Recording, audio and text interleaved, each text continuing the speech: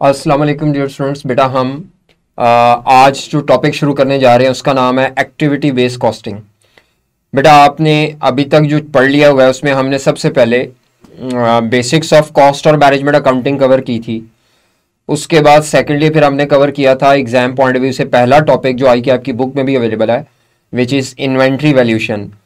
उसके बाद बेटा हमने नेक्स्ट टॉपिक जो किया था वो इन्वेंट्री वैल्यूशन के बाद लेबर का अकाउंटिंग फॉर लेबर, जिसमें बेटा सबसे इंपॉर्टेंट जो चीज़ है वो लर्निंग कर्व है। यानी अगर आपको कुछ आता है नहीं आता, सिर्फ उसमें से लर्निंग कर्व को ग्रिप कर लें तो अकाउंटिंग फॉर लेबर का चैप्टर कवर हो जाता है। और लर्निंग कर्व का जो टॉपिक है वो इंडिपेंडेंटली भी एग्जामिन होता है और किसी और टॉपिक के साथ भी मिक्स होकर आ सकता है। तो मैंने जो वीडियो लेक्चर में अकाउंटिंग फॉर लेबर के वीडियो लेक्चर में वीडियोस इंक्लूड किए हैं वो सिर्फ वो लेक्चर्स वो पेपर्स की वीडियोस हैं बेटा जो इंडिपेंडेंट आया हुआ है। अभी कुछ ऐसे क्वेश्चन हैं जिनको हमने रिकॉर्ड नहीं किया या जो अभी अपलोड नहीं किए वो लेटर ऑन चैप्टर में आ जाएंगी। इसीलिए आप परेशान ना हो कि पेपर पुराने हैं, अभी कोई नए क्वेश्चंस ऐड नहीं हुए, उसकी वजह है कि रिसेंटली जो ट्रेंड है वो टॉपिक्स के मिक्स होकर आने का है। इसीलिए आपने परेशान नहीं होना। तो आपको जो टॉपिक मिलता जाए ठीक है, हाँ जब हम रिवीजन करेंगे तब देखेंगे कि हमने कितने पास पेपर के क्वेश्चन किए और कितने नहीं किए।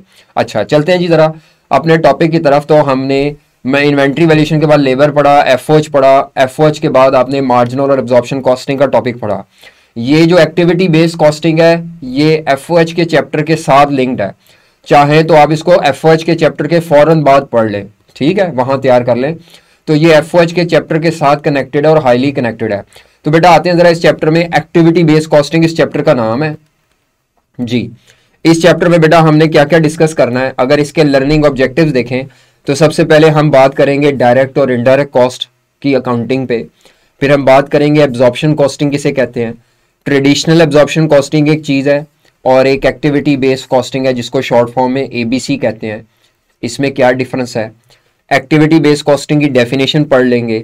एक्टिविटी बेस्ड कॉस्टिंग अगर कोई इदारा इम्प्लीमेंट करना चाह रहा है तो उसकी इम्प्लीमेंटेशन का प्रोसेस क्या है और आप प्रोडक्ट कॉस्ट कैसे कैलकुलेट कर सकते हैं अंडर ट्रेडिशनल एब्जॉर्प्शन कॉस्टिंग और एक्टिविटी बेस्ड कॉस्टिंग। जी बेटा ये हमारे लिए सबसे इंपॉर्टेंट है, इसमें से न्यूमेरिकल बनेगा।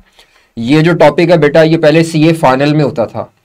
सीए फाइनल में मैनेजमेंट अकाउंटिंग जो थी ये उसमें था, क्योंकि आई कैप ने मैनेजमेंट अकाउंटिंग का सब्जेक्ट खत्म कर दिया अब सीए फाइनल से, तो उसमें से ये जो टॉपिक है एक्टिविटी बेस्ड कॉस्टिंग का, बेटा इस टॉपिक को सीए इंटर में हमारे लिए कैफ में शिफ्ट कर दिया गया। तो इसीलिए ये टॉपिक बिल्कुल नया नहीं है हमारे लिए। हम सीए फाइनल में ऑलरेडी इस टॉपिक को पढ़ाते रहे हैं और रूटीन के सवाल हैं, कोई भी क्वेश्चन इसमें से हम लेंगे तो आई कैप का सीए फाइनल का क्वेश्चन भी आप बड़े आसानी से कर लेंगे, कोई कॉम्प्लिकेशन नहीं है। अगर किसी बच्चे को एफओएच का चैप्टर आता है तो उसको ये चैप्टर भी आ जाएगा, बहुत सिंपल है। अच्छा चलते हैं अगर आपने टॉपिक की तरफ। हाँ जी, डायरेक्ट और इनडायरेक्ट कॉस्ट पे बात करते हैं। हम सबको पता है चैप्टर 1 में भी बात की थी कि डायरेक्ट कॉस्ट क्या होती हैं और इनडायरेक्ट कॉस्ट क्या होती हैं। डायरेक्ट कॉस्ट वो कॉस्ट होती हैं जो हर प्रोडक्ट की अपनी स्पेसिफिक कॉस्ट है, जो हर प्रोडक्ट की पर यूनिट पे कॉस्ट रेडिली अवेलेबल होती है, जिसको प्रोडक्ट वाइज डिस्ट्रीब्यूट करना नहीं पड़ता। ऐसी तमाम कॉस्ट जो प्रोडक्ट वाइज अवेलेबल होती हैं, पर यूनिट पे इजीली अवेलेबल होती हैं और प्रोडक्ट कॉस्ट का सिग्निफिकेंट पार्ट होती हैं, ऐसी कॉस्ट को डायरेक्ट कॉस्ट कहा जाता है। फॉर एग्जाम्पल अगर हमारा इदारा 3 प्रोडक्ट्स बनाता है, हमारा इदारा फॉर एग्जांपल 3 प्रोडक्ट्स बनाता है, product A B C. For example हमारा इदारा 3 प्रोडक्ट्स बनाता है, प्रोडक्ट ए बी और सी। अच्छा जी, product A B C 3 products बनाता है। तो अगर ये 3 प्रोडक्ट्स गारमेंट्स प्रोडक्ट हैं, मसलन ये मेन के गारमेंट्स हैं, ये वुमेन के गारमेंट्स हैं और ये चिल्ड्रन गारमेंट्स हैं, तो बेटा हर एक का जो मटेरियल है ना वो अपना होगा। मर्द हजरात का कपड़ा किसी और तरह का होता है, खवातीन का कपड़ा और है और बच्चों का कपड़ा और है। तो डायरेक्ट मटेरियल हर प्रोडक्ट का अपना होता है। इसी तरह जो वर्कर है, मर्दों के कपड़े बनाने वाले टेलर और होते हैं, खवातीन और बच्चों के कपड़े बनाने वाले गारमेंट्स बनाने वाले टेलर और होते हैं। तो डायरेक्ट कॉस्ट वो कॉस्ट होती है जो हर प्रोडक्ट की स्पेसिफिक कॉस्ट है। मटीरियल लेबर इसकी फेमस एग्जाम्पल है। हाँ, जब हम बात करेंगे ना इनडायरेक्ट कॉस्ट की, तो इनडायरेक्ट कॉस्ट वो तमाम खर्चे होते हैं जो कॉमन एक्सपेंसेस होते हैं। किसी भी बिजनेस के वो तमाम खर्चे जो किसी एक प्रोडक्ट के फायदे के लिए नहीं हुए, बल्कि बिजनेस की तमाम प्रोडक्ट्स उससे एडवांटेज ले रही हैं। मसलन अकाउंटेंट की सैलरी मसलन ऑफिस का रेंट या बिजनेस का रेंट एक्सपेंस, पूरे बिजनेस की इंश्योरेंस करवाई हुई है, पूरे बिजनेस के लिए गाड़ियां रखी हुई हैं जो कि ट्रैवल कर रही हैं, डिलीवरी कर रही हैं। तो एक्चुअली होता क्या है कि हमारे बिजनेस में कुछ ऐसे एक्सपेंसेस होते हैं जो किसी एक प्रोडक्ट को बेनिफिट नहीं देते बल्कि एंटायर बिजनेस को बेनिफिट देते हैं। तो ऐसे जो कॉमन बिजनेस के एक्सपेंसेस होते हैं, common expenses of the business, उनको कहा जाता है इनडायरेक्ट कॉस्ट। और इनको प्रोडक्ट्स में डिस्ट्रीब्यूट करना होता है।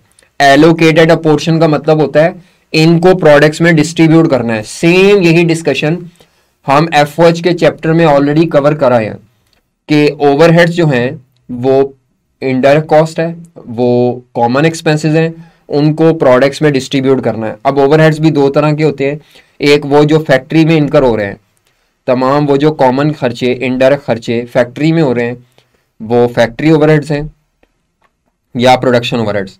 और जो सेलिंग, मार्केटिंग, एडमिनिस्ट्रेशन जो फैक्ट्री से बाहर हैं, नॉन फैक्ट्री कॉमन एक्सपेंसेस हैं। यानी कॉमन एक्सपेंसेस दो तरह के हैं, फैक्ट्री के हैं तो वो प्रोडक्शन ओवरहेड्स हैं, अगर वो फैक्ट्री के नहीं है तो नॉन प्रोडक्शन ओवरहेड्स है।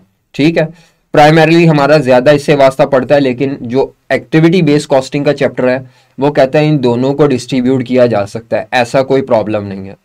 बाकी हमने जो एफओएच का प्राइमरीली चैप्टर पढ़ा था उसमें हमने प्रोडक्शन ओवरहेड्स को डिस्ट्रीब्यूट किया था।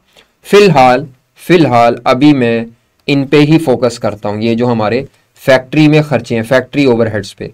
जी बेटा, तो समरी क्या बनी? डायरेक्ट मटेरियल और डायरेक्ट लेबर, ये वो खर्चे हैं जो हर प्रोडक्ट के सेपरेट होते हैं। ओवरहेड्स, फैक्ट्री ओवरहेड्स, ये वो खर्चे हैं जो कॉमन एक्सपेंस है बिजनेस का, common factory expense, common factory expense है, इनको प्रोडक्ट में डिस्ट्रीब्यूट करके लिखना है। तो जब तक आप इनको डिस्ट्रीब्यूट नहीं करेंगे प्रोडक्ट कॉस्ट नहीं आएगी। तो इस चैप्टर का मकसद भी है डिस्ट्रीब्यूशन ऑफ द ओवरहेड्स। जैसे एफओएच के चैप्टर का मकसद था ना distribution of common expenses, distribution of overheads, तो बेटा इस चैप्टर का भी यही ऑब्जेक्टिव है, how we will distribute the common expenses. ठीक है, समझ आती है बात आपको? तो ये बात मैंने समझाने के लिए प्रोडक्ट कॉस्ट का फॉर्मेट बनाया है।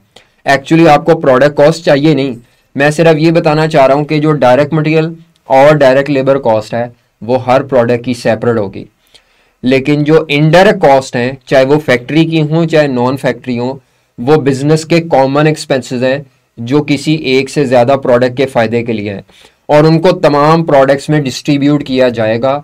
डिस्ट्रीब्यूट कैसे करना है ये हम अकाउंटेंट्स का काम है। ठीक है जी।